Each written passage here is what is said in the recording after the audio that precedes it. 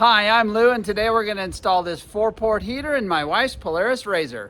This is a panned air heater, and I'll put a link to it in the description below. It comes with air vent pipes, mounting hardware, a blower switch, T's to get into the heating system, and hose clamps. Let's look inside. It's got a nice size 12-volt motor, twin blowers, and a big heating coil. Here it is running, and it's pretty quiet. These mounting brackets aren't going to work for our install, so instead we'll use this hanger strap. The heater is going to be installed under here. Behind these screws are 2 metal rails right here that we're going to attach to.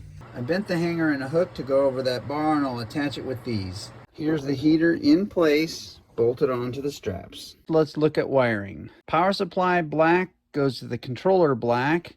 Power supply red goes to the controller red and to the motor. Blue from the controller goes to the black of the motor.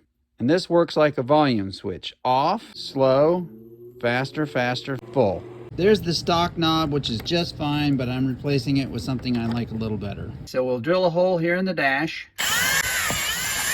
Our controller's gonna fit in here, but obviously from the other side. These seem like a great place to install my switch, but the square part here hits right here and it won't come through, so I'm gonna have to push it farther back, but I would advise mounting it on somewhere flat. To rescue my install, I made this bracket out of hanger strap, extended the control knob. I'll bolt it onto this bar that's about 10 inches behind the dashboard. Brought it through and I'll put on the knob. This RZR has a lot of new gadgets added, so I can't show you the original wiring. But the red and black wires on the controller need to be tapped into the red and black wires on the back of this socket.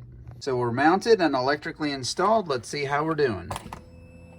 Good airflow. The heater comes with 2-foot long vent hoses that you plug in right here, and then you can snake them anywhere you want underneath the dash. For example, here would be a defroster vent that is non-adjustable, or you could put an adjustable vent right here. You put the diffuser on the end of your vent hose, use a hole saw to cut a 2-inch hole in your dashboard, and put in the vent like this. I'm just going to leave mine wide open, blowing underneath the dash. The heater uses 5/8 hoses and comes with these 5/8 T's, but the RZR uses 1-inch hoses, so I had to get these 1-inch Y's with 5/8 taps. I'll put a link in the description below. The heating pipes are right here, and we'll put one Y connector in this hose and another one in that. We'll clamp off the hose with vice grips or channel locks. I've got clamps below and above, and I'll cut in between with a sharp knife. Hose clamps on both sides. You want your Y going in this way facing towards the radiator, and tighten down your clamps. You provide your own 5/8 heater hose, and it goes right there and clamped. Here's the second one installed, and I took out a piece of hose because it was too crowded. The outside of a 5/8 hose is about 7/8. So we'll drill 2 holes in the firewall straight back from these pipes right about there, and run our hoses through. Those get clamped onto the heater, and it doesn't matter which pipe you go to. We need a way to shut off heat flow in the summer, and this is an actual heater valve, but it doesn't have a very big port. Instead, I'm going to use this 3/4 inch PEX valve, which has a full port, and it fits perfectly on the 5/8 hose. And I installed that under here. It's not on the dashboard, but it's not too hard to reach down and control it from under here. We didn't do too bad, but we lost a little coolant and we increased the plumbing, so we'll add more and bleed the system. When you're adding coolant, it's best to have the vehicle slightly up a hill. The best way to do this is with a sealed funnel, and I've got this 1-inch hose that I cut off from down below, and I'll put that in here, and then I'll put in this cut off beverage bottle as a funnel. We have a good seal, and now I'll pour in some pre-mixed coolant.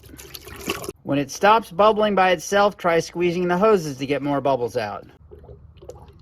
Now start it and let it run for about a half hour to make sure all the bubbles come out. Rev it a little bit to get even more bubbles out. While you're bleeding, make sure your temperature doesn't get above about 205 degrees. You're done bleeding when you haven't seen any significant bubbles for at least 5 minutes. Another sign you're done is your heater is putting out well over 100-degree air. Be careful because that liquid is hot, but you want a cork on a stick like a screwdriver and put it all the way down in there and plug the bottom of the bottle, and then lift it out and put it in a bucket and put your cap back on. Okay, let's give this a test. My thermometer says it's around 52 degrees outside. I built my own full doors in my last video, and I'll put a link in the description below. And after running the heater for about 10 minutes, it's 100 degrees in here. Thanks for watching.